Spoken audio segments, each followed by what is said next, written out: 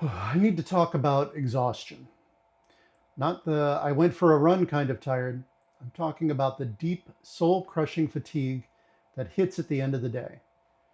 I would tell myself, well, Ed, you're just getting older. This is what 55 feels like. Being an adult is hard. But I've realized that was a lie. For me, that exhaustion wasn't physical, it was cognitive.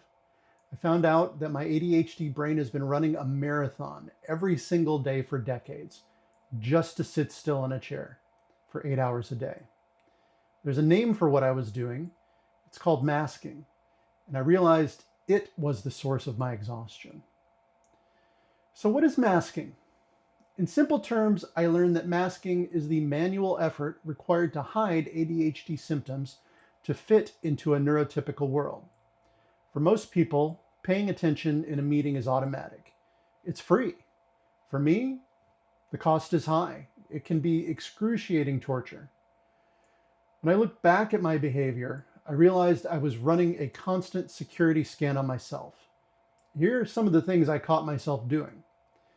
Forced eye contact, where I would force myself to stare at the person talking so they didn't think I was rude by looking away, even when I actually needed to look away to think clearly about what they were saying. The cost of making myself maintain eye contact was just exhausting and uncomfortable. The interrupt filter, where I would have a thought and I would have to physically bite my tongue to stop from blurting it out.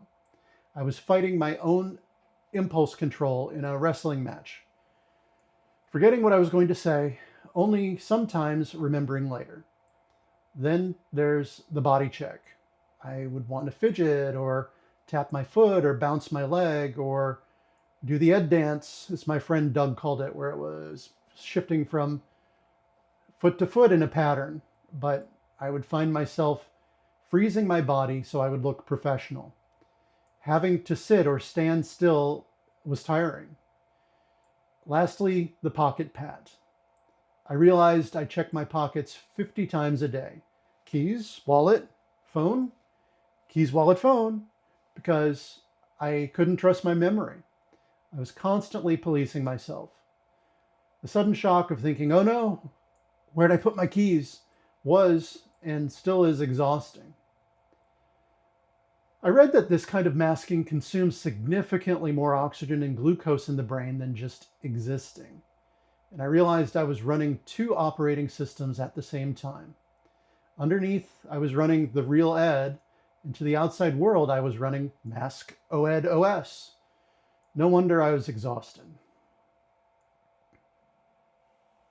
This finally explained the phenomenon I call the 5 p.m. collapse, where at the end of the day, I would get home from work and I would hit a wall. I didn't just want to sit down, I needed to turn off the lights, turn off the world, exist in total silence. Friends and family would ask me, what's wrong? Why are you so grumpy? And sometimes I would snap at them. And I realized I wasn't just a grumpy old man, I was in sensory withdrawal. I'd spent my entire cognitive budget on looking normal for 8 hours. I had nothing left in the bank for the people I cared about. And the weekends? Forget about it. I used to spend my entire Saturday just recovering from my week, sometimes Sunday too. And I was told I was lazy. But now I know that was burnout recovery.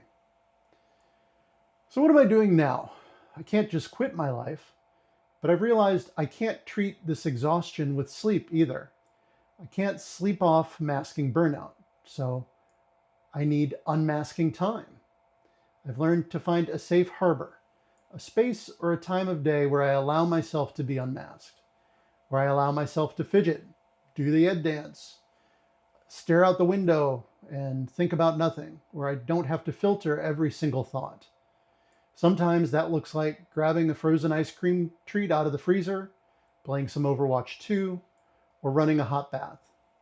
I'm giving myself permission to drop the act for 20 minutes, or an hour, or longer if I need it. I found it recharges the battery faster than a nap ever did. I'm curious if this resonates with you. Do you find yourself forcing eye contact or writing obsessive lists just to keep up? How has the constant withdrawal of energy with ADHD affected you? Let me know in the comments. I read every single one. And this is Ed. I'm learning I'm not broken and I'm not old. I'm just discovering I've had lifelong ADHD and I'm examining the effects it has had on my life. See you next Friday. Squirrel!